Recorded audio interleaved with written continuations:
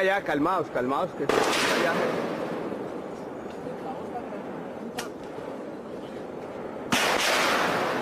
A la de abajo le están dando, ¿sí o qué?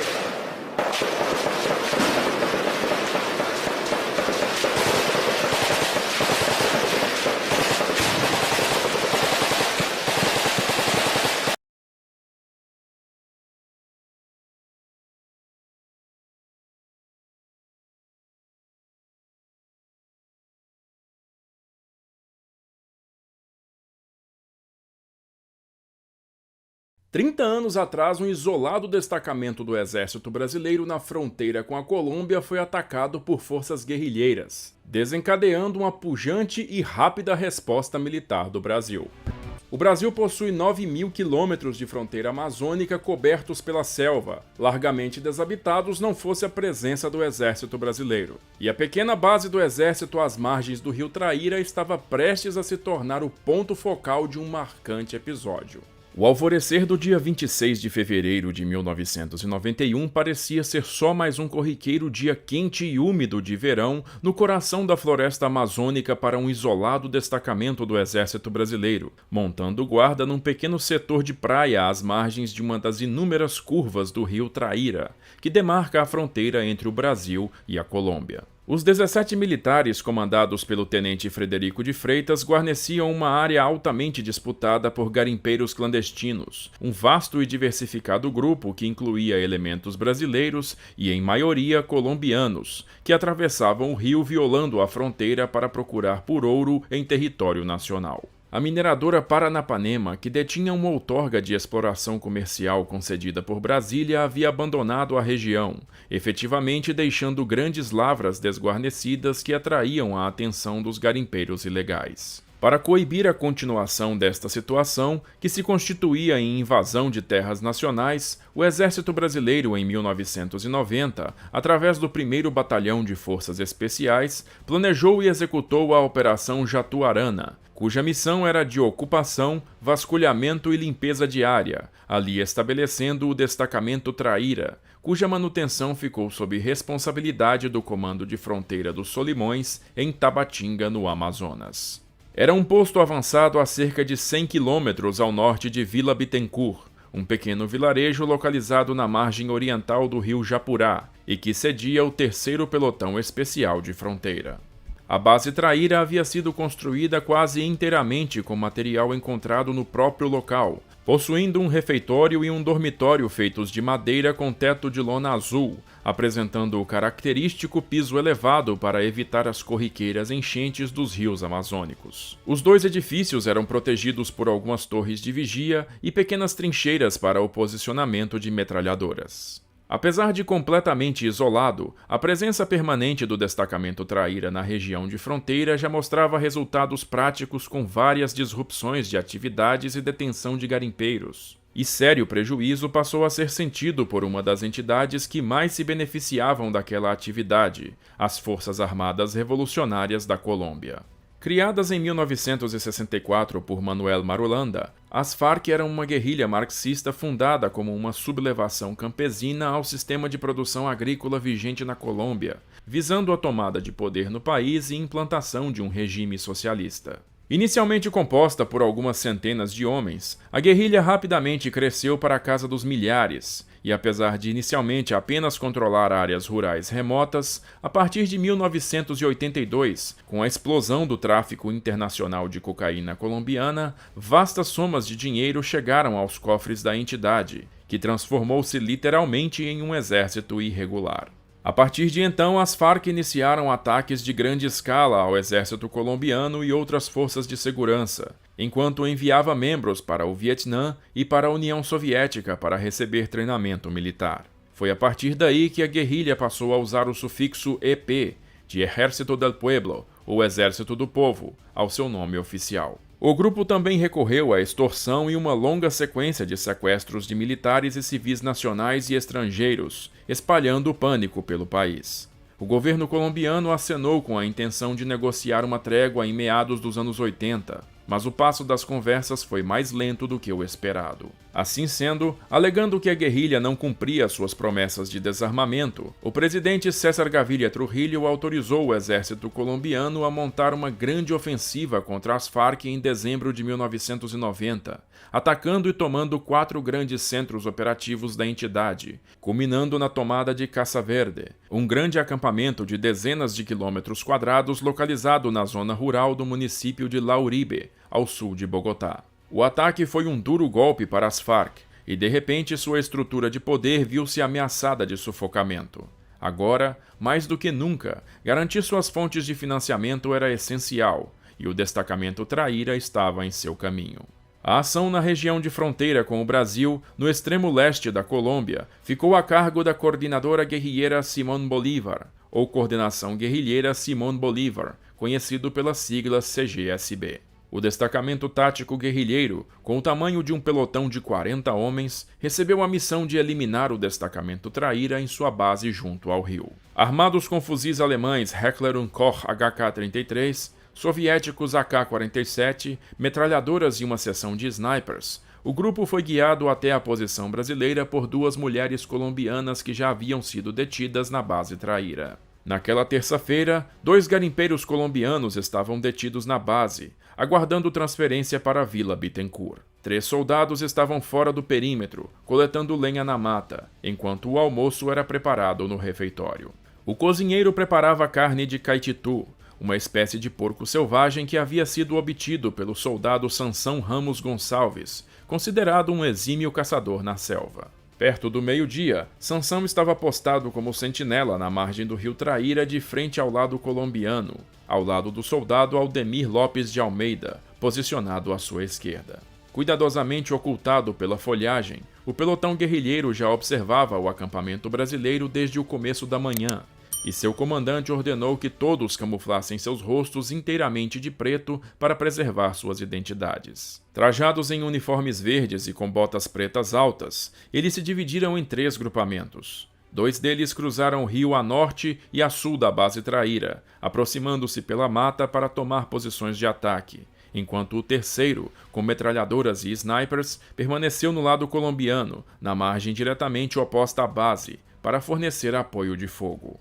Ao meio-dia, enquanto os soldados brasileiros se reuniam no refeitório para almoçar, o comandante da guerrilha deu a ordem de ataque pelo rádio. Um sniper posicionado na linha das árvores divisou o soldado Sansão em seu posto e aguardou até que ele se virasse, fulminando-o com um tiro que trespassou sua nuca. Vendo o colega cair e ainda sem entender o que acontecia, Aldemir foi o segundo a ser mortalmente atingido, desta vez por fogo de metralhadora. O som da rajada alertou os soldados no refeitório, mas naquele momento os grupamentos a norte e sul já avançavam sobre o acampamento. Os guerrilheiros invadiram o perímetro enquanto abriam uma densa barragem de fogo contra o refeitório, mas dada a elevação do piso da estrutura, os projéteis atingiram os soldados principalmente nas pernas, alvejando o tenente Frederico de Freitas nos joelhos. A exceção foi o soldado Sidmar Fonseca Moraes, que se tornou a terceira vítima fatal do ataque. Um sargento, ao escutar os disparos, correu para tomar uma metralhadora MAG e reagir, mas foi alvejado pelos guerrilheiros e atingido 6 vezes pelo corpo. Os 2 garimpeiros colombianos também foram executados pela guerrilha na ação. Ao perceber que haviam dominado a situação, o comandante da guerrilha ordenou cessar fogo e colocou os feridos sob vigilância, arguindo sobre os oficiais no local. Quando o tenente médico se identificou, um guerrilheiro atirou contra ele, com o projétil passando de raspão por seu rosto. O comandante então ordenou que todo o material do exército fosse confiscado, incluindo armas, uniformes, equipamentos, barcos, comida e o rádio da base, deixando a unidade inteiramente incomunicável. O grupo então retraiu de volta rio acima, embrenhando-se na selva colombiana. Incapazes de se comunicar com Vila Bittencourt, os soldados feridos permaneceram agonizando no local, apenas com os primeiros socorros prestados pelo médico da unidade, e por dias nada se soube da ação das Farc contra o destacamento Traíra. Apenas na sexta-feira, 1º de março, após dias de lenta subida contra o fluxo do rio, incluindo 2 trechos em terra levando os barcos nos ombros para contornar 2 cachoeiras, o novo grupamento que o substituiria chegou à base Traíra, sendo recebidos com lágrimas de emoção pelos feridos. Ao meio-dia, o rádio do destacamento Traíra comunicou o ataque ao pelotão em Vila Bittencourt, que imediatamente transmitiu a informação ao Comando de Fronteira dos Solimões, baseado em Tabatinga. De lá, a informação prosseguiu para o conhecimento do general Antenor de Santa Cruz Abreu, comandante militar da Amazônia, em seu quartel-general em Manaus. Às 15 horas, a informação foi confirmada e repassada para Brasília, onde o então ministro do Exército, general Carlos Tinoco Ribeiro Gomes, autorizou o Comando de Operações Terrestres a planejar uma resposta ao ataque. Quando o presidente Fernando Collor tomou conhecimento da situação naquela tarde, imediatamente contatou César Gaviria, conseguindo do presidente da Colômbia a autorização para perseguir os guerrilheiros dentro do território colombiano. Em seguida, Collor deu ao exército a luz verde para prosseguir com a operação secreta, que ficou inicialmente conhecida como Operação Jatuarana II e posteriormente como Operação Traíra. A gravidade da situação, com a morte de soldados brasileiros e roubo de material do exército, demandava uma reação imediata, porém cuidadosa, visto que não se tratava de um conflito entre as nações vizinhas, e sim contra um grupo armado que não respeitava fronteiras nacionais. Enquanto isso, às 17 horas, no Rio de Janeiro, o efetivo do 1º Batalhão de Forças Especiais, na época sediado na Brigada de Infantaria Paraquedista, já começava a se dispersar com o fim do expediente, quando uma ordem expressa de mobilização chegou de Brasília. A unidade deveria estar pronta para embarque em 4 horas. O comando do batalhão convocou de volta todos os militares que haviam saído, e foi decidido utilizar destacamentos compostos apenas por oficiais e sargentos, operadores altamente capacitados em paraquedismo, infiltração, contra-terrorismo, reconhecimento e guerra na selva. A força foi dividida em 4 destacamentos. Os destacamentos Alfa e Bravo, responsáveis por infiltração e reconhecimento, com 18 homens cada. O destacamento Charlie, com armamento pesado, responsável pelo combate direto contra a guerrilha, também com 18 homens. E o destacamento Delta, que agiria como coordenação, comando e controle, sendo o menor de todos com apenas 10 homens. Às 21 horas, os 4 destacamentos estavam perfilados no pátio do batalhão, inteiramente equipados e aguardando ordens. Naquele momento, havia ainda pouca informação disponível além da ordem de mobilização, e os militares não tinham conhecimento do seu destino, muitos pensando que aquilo tudo se tratava de apenas mais um exercício. Pouco tempo depois, os destacamentos e todo o seu vasto equipamento foram embarcados em caminhões, chegando à base aérea dos Afonsos à meia-noite. Lá chegando, os operadores puderam perceber intensa movimentação na pista, com 2 cargueiros quadrimotores Lockheed 630 Hércules que haviam acabado de pousar, sendo carregados pelas equipes do batalhão logístico da Brigada Paraquedista. Equipes do batalhão de dobragem, manutenção de paraquedas e suprimento pelo ar aguardavam na pista a chegada dos 64 operadores especiais e lhes entregaram 2 conjuntos de paraquedas cada, numa indicação de que aquilo de fato não era só mais um treinamento. Imediatamente embarcadas nas aeronaves, as forças especiais decolaram do Rio de Janeiro à 1 da manhã, pousando pouco mais de 2 horas depois na base aérea da capital federal. Aguardando na pista com os motores ligados, os passageiros dos Hércules não tiveram qualquer contato com o exterior, até que às 4 da manhã um oficial-general do Comando de Operações Terrestres adentrou o avião, entregando ao comando da força um pequeno envelope lacrado, com ordens para ser aberto somente em voo. O general desejou-lhes boa sorte, e a rampa do Hércules fechou-se enquanto os motores aceleraram para tirá-lo da pista. Pouco depois da decolagem, ao atingirem a altitude de cruzeiro, o envelope foi aberto, revelando todo o contexto da operação, o destino e a missão das forças especiais. Deveriam infiltrar a selva amazônica no território fronteiriço colombiano, localizar os guerrilheiros, eliminar sua presença e recuperar o material roubado. Ao escutar as instruções, os homens deram-se conta dos seus destinos e prepararam-se para a ação. Na manhã de sábado, as aeronaves já sobrevoavam a área do rio Traíra, fazendo um breve reconhecimento aéreo antes de pousarem em Vila Bittencourt, onde o CMA já havia estabelecido um centro de comando. De lá, os operadores foram levados em helicópteros para a base Traíra, onde puderam avaliar a extensão do ocorrido e tomar depoimentos, imediatamente reorganizando as forças de defesa no local. Logo em seguida, os destacamentos foram infiltrados na selva colombiana, seguindo as trilhas deixadas pelos guerrilheiros. Além das forças especiais, o exército mobilizou tropas de todo o Comando Militar da Amazônia para a operação. Forças do Comando de Fronteira dos Solimões, em Tabatinga, cidade natal dos 3 soldados mortos no ataque, já se encontravam a caminho da base Traíra. Contingentes de todos os batalhões do Comando Militar da Amazônia foram aprestados, sendo mobilizadas inicialmente as tropas de selva de Manaus e Belém, e na sequência das operações de patrulhamento e presença na região também foram mobilizadas as tropas de outras unidades do CMA. A Força Aérea Brasileira apoiou a operação de imediato com 11 helicópteros e 2 cargueiros DHC-5 Buffalo, além dos 2 Hércules que vieram do Rio de Janeiro. Além disso, 4 Embraer T-27 Tucano armados com metralhadoras e bombas foram enviados da base aérea de Natal, ficando de prontidão na pista de São Gabriel da Cachoeira. Naqueles primeiros dias, os destacamentos de forças especiais encontraram os primeiros grupos isolados de guerrilheiros na mata, travando as primeiras escaramuças com o inimigo.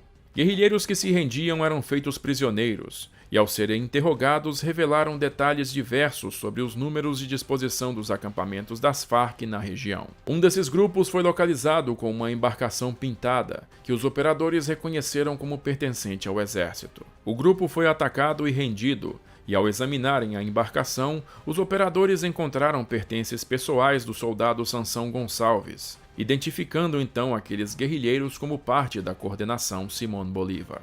Os prisioneiros cederam ao interrogatório e revelaram o local do seu acampamento principal, que ficava a noroeste da posição da base Traíra, 5 horas rio acima e mais 2 horas de caminhada dentro do território colombiano. A informação foi repassada ao comando, e no dia 7 de março, uma força do 8º Batalhão de Infantaria de Selva partiu da base em direção ao acampamento inimigo. No dia seguinte, 8 de março, o acampamento, que abrigava cerca de 50 guerrilheiros, foi localizado e cercado. À distância, usando binóculos, os esclarecedores confirmaram a presença de muitos dos materiais roubados, sendo assim autorizado o ataque. A Força Brasileira surpreendeu a guerrilha ao meio-dia, no mesmo horário do seu ataque ao Traíra, eliminando completamente o contingente das Farc, finalmente fazendo-os pagar pela agressão da semana anterior. A maior parte do material roubado foi recuperado e levado de volta à base, e nenhuma baixa brasileira foi registrada na ação. No dia seguinte, em Vila Bittencourt, foi realizada uma conferência entre os comandos brasileiro e colombiano, onde foi acertado que a operação continuaria, com o objetivo de eliminar inteiramente a presença das Farc na região de fronteira. O plano prescrevia a ação do batalhão colombiano Bejarano Munhoz, sediado em Taraíra, para atuar como barreira norte das ações das forças especiais brasileiras, impedindo assim a fuga das guerrilhas por aquela região. Pressionado naquele momento pelo complicado cenário interno que envolvia o combate simultâneo às Farc e ao narcotraficante Pablo Escobar, César Gaviria viu com bons olhos a intervenção brasileira contra a guerrilha e cooperou em pleno com as intenções do governo brasileiro. As ações das forças especiais no mês de abril conseguiram localizar a maior base da guerrilha na região. No dia 18, os destacamentos foram inseridos de helicóptero e iniciaram uma infiltração através da selva, e no dia 20 se aproximaram da base ao anoitecer. No dia seguinte, o reconhecimento apontou a presença de cerca de 150 guerrilheiros na base, além de uma prisão onde eram mantidos reféns feitos pelo grupo, cujo paradeiro Bogotá ignorava por completo. O ataque, envolvendo os 4 destacamentos e apoiado pelos tucanos da FAB, foi marcado para a manhã seguinte. Contudo, o mesmo reconhecimento apontou a presença de mulheres e crianças na base, familiares dos guerrilheiros, e por esta razão o comando brasileiro decidiu cancelar a operação, deixando o ataque ao local como responsabilidade do exército colombiano. As equipes de forças especiais foram extraídas da selva em 22 de abril, marcando a bem-sucedida conclusão da Operação Traíra. A rápida e eficaz coordenação de elementos das forças especiais, infantaria de selva, aviação do Exército, Força Aérea Brasileira e Marinha do Brasil permitiram uma resposta imediata à agressão da guerrilha, operando de forma pontual e dentro da legalidade assegurada pelo governo colombiano. Desde aqueles dias até 2016, quando as Farc assinaram um cessar-fogo, anunciando a extinção do seu braço armado, a fronteira brasileira com a Colômbia nunca mais foi transposta pela guerrilha. As lições tomadas da operação também impactaram o planejamento estratégico das Forças Armadas para a Amazônia, que viu aumentar os números de pelotões especiais de fronteira espalhados por toda a linha de demarcação internacional na região, transferindo unidades inteiras de todos os demais comandos de área do país, quadruplicando os efetivos na região, que hoje conta com mais de 45 mil militares. O Comando Militar da Amazônia foi dividido em dois comandos, o CMA e o Comando Militar do Norte, e hoje conta com um batalhão de helicópteros e uma unidade de forças especiais especializada em operações na selva. A Força Aérea Brasileira ampliou suas estruturas de logística e apoio em toda a Amazônia e mobilizou vários esquadrões, que além das unidades de transporte, hoje incluem aeronaves de caça, ataque e monitoramento. A Marinha do Brasil também ampliou suas bases navais em Manaus e Belém, ampliou sua frota, os efetivos e estruturas e, principalmente, reformulou sua estratégia de atuação naquele bioma, com maior emprego de fuzileiros navais, instalando 2 batalhões de operações ribeirinhas em Manaus e Coari. A demonstração de força realizada em 1991 confirmou a soberania brasileira sobre suas fronteiras e transformou-se num exemplo moderno de operações especiais em ambiente de selva, sendo estudado por diversas academias militares pelo mundo todo.